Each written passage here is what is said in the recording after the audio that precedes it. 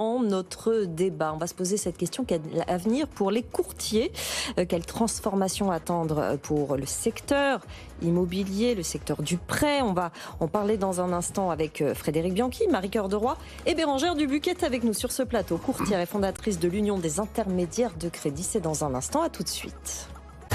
90 minutes business, le débat. L'heure de notre débat, bienvenue si vous nous rejoignez. On va parler de logement, de prêts immobiliers, d'avenir d'une profession, celle des courtiers. Frédéric Bianchi est avec nous, Marie-Cœur de Roy évidemment, et Bérengère Dubuc, courtière fondatrice de l'Union des intermédiaires de crédit, le syndicat des courtiers en crédit immobilier, le premier syndicat en France. Bérengère Dubuc, avant d'aller dans les explications, ce constat rapidement d'une baisse sans précédent du nombre de courtiers sur les derniers mois finalement. Alors, je ne sais pas si c'est sur les derniers mois. En tout cas, ça a été constaté là, lors du renouvellement annuel qui a lieu au mois de mars pour nous. Oui. 16% des cabinets de courtage ne se sont pas réinscrits.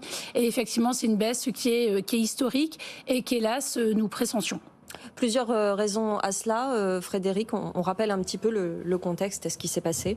Alors, il y a deux raisons, en tout cas c'est ce que vous avancez, en tout cas ce que les organisations avancent pour expliquer donc ces difficultés. D'abord, il y a une raison d'ordre réglementaire avec l'obligation, je crois, depuis le début de l'année pour les courtiers d'adhérer à une association professionnelle et je crois que certains, n'étant pas adhérents, eh bien, ont été radiés. On estime à peu près à 8000 le nombre d'entre eux.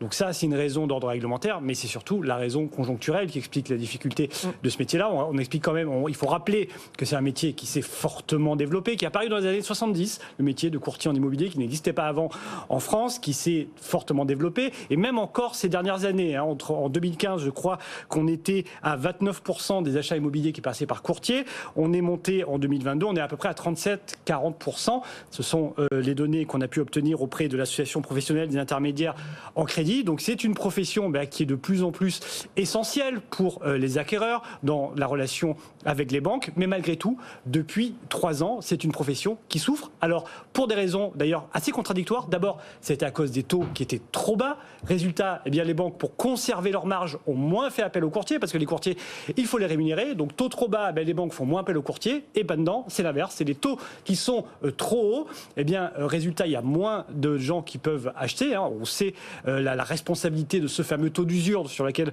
on va revenir. Donc, moins d'activité fait qu'aujourd'hui, les courtiers ont moins de travail et connaissent de grandes difficultés. Après, il faut quand même le dire, des années de forte croissance. Oui, conséquence, effectivement, Marie, de tout ce qui se passe dans le secteur immobilier. Réellement, ce sont deux secteurs, évidemment, qui agissent parallèlement, évidemment. Mais bien sûr, surtout quand on parle de l'impact sur l'emploi, évidemment, les courtiers en font partie. Parce que c'est vrai qu'on parle assez souvent de ce que disait le patron de la Fédé du bâtiment sur les 100 000 emplois menacés dans la construction. Mais en fait, c'est toute la chaîne immobilière qui est menacée par ce qui se passe en ce moment. Oui. Et Frédéric en parlait, en fait, il y a aussi le sujet des banques.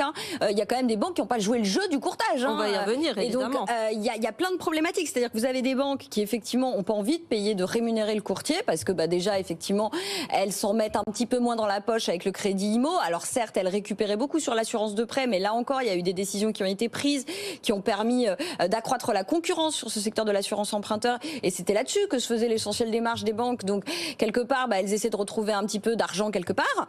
Et puis, de l'autre côté, effectivement, vous avez des banques qui clairement disent non, je me débrouille toute seule, ou voire je ne prête plus du tout. Donc, effectivement, il y a une conjonction d'éléments qui fait qu'aujourd'hui, alors que, et je ne fais pas la promo des courtiers, même si on m'accuse souvent de le faire, mais honnêtement, aujourd'hui, c'est vraiment le moment de faire appel à un courtier, parce qu'il y a des vraies problématiques de crédit. Parce qu'un courtier, c'est le consommateur qui fait appel, et les banques, on l'a dit effectivement. C'est vrai qu'on pourrait penser qu'en cette période où c'est très difficile d'obtenir des crédits, la profession serait mise en avant, et c'est pas le cas. Si, alors en fait, les problèmes, tout ce qui a été dit est juste, sauf que la baisse du nombre d'inscriptions, alors en revanche, je ne crois pas du tout que les courtiers soient tellement bêtes qu'on n'ait pas été capable d'adhérer à une association agréée. C'est-à-dire que les courtiers ont été radiés parce qu'ils n'ont pas su faire une adhésion en ligne qui prend 10 minutes. Mais c'est quoi alors? Parce qu'il y en a 8000, c'est important quand même. Mais c'est énorme. En fait, c'est pas ça. C'est qu'ils n'ont pas voulu se réinscrire ni adhérer parce qu'ils ne peuvent plus poursuivre leur activité. L'UIC est né en 2019. La vraie crise des courtiers, elle est née en 2019. Quand les banques ont dit qu'elles ne souhaitaient plus payer les courtiers, ce qui est légitime, elles ont le droit. En revanche, nous sommes une profession réglementée. Elles ne peuvent pas nous empêcher d'exercer. Et certaines banques ont dit, excusez-moi, nous allons interdire aux courtiers d'exercer, nous ne traiterons plus leurs dossiers. Et l'UIC est né pour ça, et tout notre combat juridique, politique, médiatique a été que les banques acceptent qu'elles ne peuvent pas empêcher un client de nous payer pour qu'on l'accompagne. Et ça, on a gagné. Bérangère, on ne pourrait pas changer la donne aussi, changer le mode de rémunération des courtiers? On est payé par nos clients maintenant. Oui, et donc plus du tout par les banques. Par les banques, c'est terminé. Les banques sont en train de déconventionner, c'est très bien. Donc aujourd'hui, les courtiers sont payés par leurs clients à 90%. On accompagne, nous, l'UIC, cette transition. On a rencontré normalement de nombreuses caisses régionales de banques qui veulent continuer à travailler, mais en ayant des objectifs, économiques de rentabilité qu'on respecte. Et nous, on doit travailler librement, payés par nos clients. Donc le métier s'est transformé depuis 2019. On est passé d'un modèle rémunération bancaire, voire double rémunération, à rémunération client. Ça, c'est fait. Le métier aujourd'hui, bien sûr, plus la période est dure, plus on a besoin d'un courtier. Quand un dossier sur 2 est refusé, les gens ont besoin de nos services. On n'a jamais eu de pénurie de clients. Les gens ont besoin de nous. On n'a jamais eu de litige avec nos clients. On est le plus faible taux de litige à la CPR aujourd'hui. On a des évaluations qui sont excellentes. On a un très bon retour des parts de marché. Le problème aujourd'hui des courtiers qui ont fermé, c'est les 3 années précédentes où on a eu 2019, attaque des banques qui ne voulaient plus traiter nos dossiers de manière totalement illégale. 2020, Covid, on a fermé comme tout le monde. 2021, on reprend un petit peu du courage. Et 2022, taux d'usure qui bloque le marché du mois de mai jusqu'au mois de décembre. Forcément, des cabinets n'ont pas pu supporter ces 3 années. Et si on arrive sur un début d'année où le secteur de l'immobilier, et là, c'est plus les courtiers, c'est l'ensemble de la profession, c'est tout le monde, c'est les agents immobiliers, c'est les promoteurs, c'est plus personne ne peut se loger. Et effectivement, certains cabinets ne peuvent plus faire face à cela. Est-ce que la solution aujourd'hui, et c'est ce que les banques demandent aussi, Marie, c'est que les conditions d'octroi des prêts immobiliers, de façon générale, s'assouplissent? Alors, moi, je vais pas me faire une amie là, mais moi je pense que c'est trop tard. C'est-à-dire qu'aujourd'hui, c'est pas le moment d'assouplir les conditions d'octroi de crédit. C'est-à-dire que, allez, la seule chose qu'on pourrait faire, mais qu'on réclame depuis, j'ai envie de dire, la nuit des temps, c'est que sur le taux d'endettement maximal, qui est aujourd'hui de 35%, on prenne désormais en compte cette notion de reste à vivre. On le répète à chaque fois, 35% d'endettement pour un ménage qui gagne 10 000 euros par mois, c'est pas pareil que pour un ménage qui est au SMIC.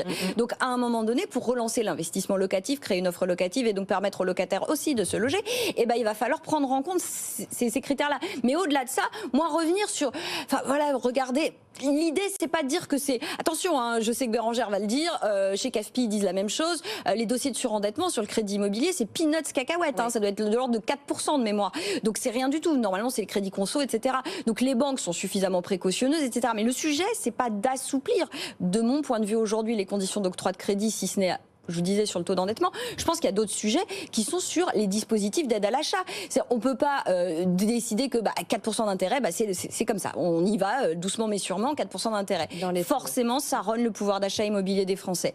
Mais on a quelques outils. On a le prêt à taux zéro sur lequel on peut agir. On avait supprimé un dispositif qui était extrêmement intéressant. En 2018, Emmanuel Macron supprime l'APL accession. L'APL accession, ça permet l'accession sociale à la propriété. Ça coûte moins cher aux finances publiques que les APL locatives. Or, ce sont les mêmes publics qui restent locataires et qui prétendent aux APL locatives et qui auraient pu devenir propriétaires via l'APL accession qui coûte moins cher aux finances publiques et qui est bornée dans le temps, contrairement à l'APL locative. Typiquement, ça fait partie des propositions du CNR logement qu'on attend et ça pourrait être repris. Mais il y a des choses à faire et je ne pense pas que ça passe nécessairement par un assouplissement des conditions d'octroi de crédit, mais par des petits outils dont on peut se servir aujourd'hui pour relancer l'accession à la propriété. Bérangère, je suis 100% d'accord avec Marie, elle devrait être porte-parole de l'UIC, on se rejoint totalement. Ça paye bien. J'ai une vraie dimension, il y a à l'UIC, il y a chez les courtiers, il y a chez moi, une dimension quand même sociale et sociétale. Ouais. L'immobilier, c'est pas un placement, c'est loger des gens. Et donc, je ne peux pas me résoudre à dire, comme certains, on va assouplir les conditions que pour le locatif et pour les revenus élevés, et tant pis pour ceux qui ne peuvent pas. Je crois en l'accession. Marie l'a très bien dit, ce qui arrive aujourd'hui, c'est quoi ? 2012, ferme du Crédit Immobilier de France. 2017, suppression des appels propriétaires. 2018, fermeture du crédit foncier qui prenait les allocations familiales, etc. Il y a eu progressivement une suppression de toutes les aides sociales. Il y a encore là, Action Logement donnait une prime de 10 000 euros pour les salariés du privé qui achetaient dans le neuf, qui a été supprimée en janvier. Donc finalement, si on cumule pour toutes les classes populaires et les familles, la baisse des prêteurs sociaux, suppression des appels propriétaires, suppression du prêt à taux zéro dans l'ancien, quasiment partout. Une partie de la population actuellement se sent totalement flouée, puisqu'on va lui dire tu es capable de payer 1 200 € par mois un loyer, mais tu n'es pas capable de payer 1 200 € par mois un crédit. Et c'est vraiment cette espèce, je considère qu'il y a presque un mépris de classe à considérer qu'une partie de la population ne serait pas capable de savoir ce qui est bon pour elle et d'accéder à la propriété. Ce n'est pas un gouvernement qui favorise, de toute façon, on l'a constaté, la propriété. Non, l'idée c'était de favoriser la mobilité, mais c'est un drame en fait. C'est que justement, il faut aussi des locataires. Mais pour avoir des locataires, regardez ce qui est en train de se passer sur le marché locatif en fait. Et c'est pour ça que Bérangère a tout à fait raison. C'est-à-dire que et moi je prêche pas pour ma paroisse, je ne suis pas propriétaire, je suis locataire, ni propriétaire de ma résidence principale, ni secondaire, ni investisseur, rien. Mais en l'occurrence, j'ai besoin d'un logement. Et donc pour ça, il faut aussi favoriser les investisseurs locatifs ou alors permettre aux bailleurs sociaux de construire sans leur couper les vivres, chose qui a été faite depuis 2018 avec la RLS qui a retiré une partie des loyers perçus par les bailleurs sociaux, avec la hausse du taux de rémunération du livret A qui leur fait une augmentation de leur taux d'intérêt des prêts qu'ils ont à la Caisse des dépôts et qui font qu'ils ont moins d'argent pour investir. Concrètement, tout ce qui est fait aujourd'hui réduit l'offre locative, empêche les propriétaires ou les locataires de devenir propriétaires, empêche la mobilité. Moi, je veux bien d'un pays 100% de locataires, j'ai pas de problème là-dessus. Mais encore faut-il qu'on ait l'offre suffisante et qu'on ait des grands institutionnels pour prendre le relais. Pour revenir au rôle des banques, Bérangère Dubuc, c'est dans leur intérêt quand même les prêts immobiliers. Il n'y a pas un moment, ça va pas se retourner contre elles, il va pas falloir un peu changer la donne. Le problème des banques, il est paradoxal. Le problème des banques, c'est que quand on est avec le taux d'usure, on les a empêchés pendant un an de prêter au taux qui était logique pour qu'elles soient rentables. Elles ont préféré au bout d'un moment ne plus prêter plutôt que prêter à ces conditions. Quand le HCSF, Haut Conseil à la stabilité financière, décide que en cas d'infraction aux règles, mais taux d'endettement 35%, il y aura des sanctions financières. La banque se dit finalement, mon client qui a 34,5, si eux ils calculent différemment, ils vont me le donner à 35,5, je veux pas. Donc les banques aujourd'hui, bien sûr qu'elles reculent. Beaucoup de banques reculent, beaucoup de banques ne souhaitent plus prêter, etc. Ce que je peux leur reprocher finalement, c'est de ne pas venir ici sur votre plateau dire nous ne prêtons pas parce que. Mais je ne peux pas totalement les incriminer puisque le HCSF aujourd'hui, Marie, quand elle dit qu'il ne faut pas assouplir les règles, je suis d'accord, c'est pas tant d'augmenter le taux d'endettement, c'est en revanche de laisser aux banques, comme ça a toujours été le cas, une marge de manœuvre, une marge de liberté, une marge d'analyse finalement.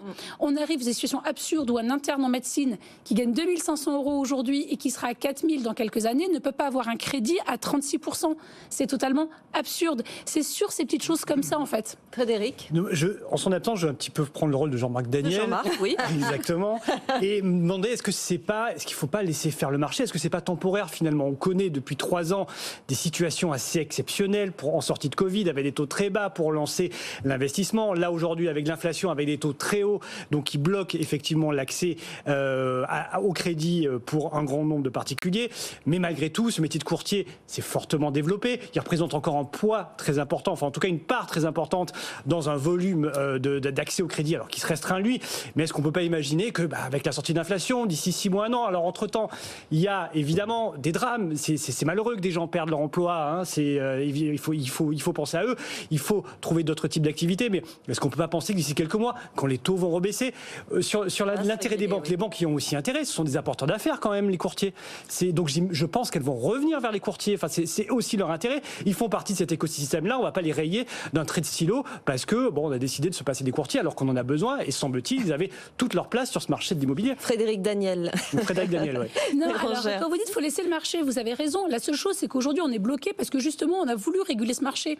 Finalement, laisser le marché, c'est quoi? C'est laisser les taux augmenter, les banques s'adapter et les prix baisser. Sauf que quand on met un taux d'usure qui empêche ces taux d'augmenter, on bloque le marché.